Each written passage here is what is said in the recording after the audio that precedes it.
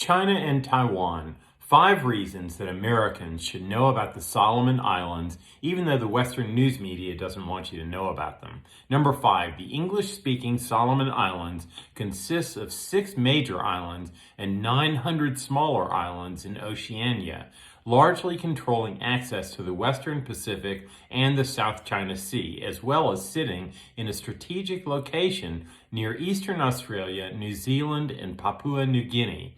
It could easily form a strategic location for the Chinese Navy to block American access to the Taiwan Straits as China moves forward to isolate Taiwan from the rest of the world. Number 4.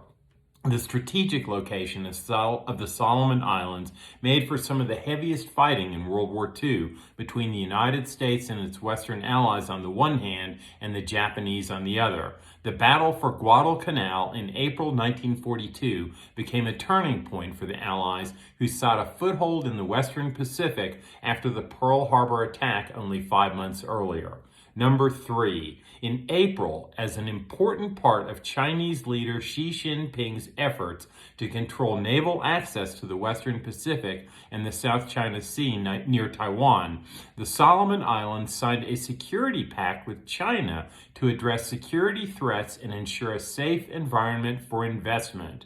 The move, however, did not sit well with a number of Western countries, with the U.S. saying that Washington was concerned about the, quote, lack of transparency and unspecified nature of the agreement.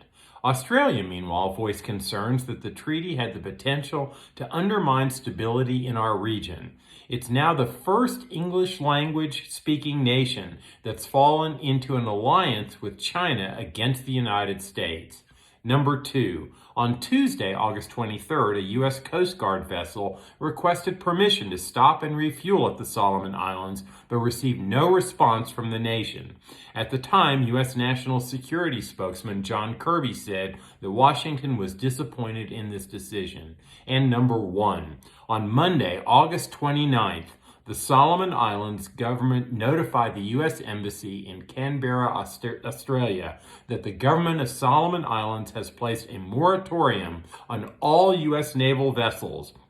Manasseh Sogavare, Prime Minister of the Pacific nation, asked the country's partners to give the government some time to put in place a new procedure to approve all port visits after, quote, the unfortunate experience of foreign naval vessels entering the country's waters without diplomatic clearance.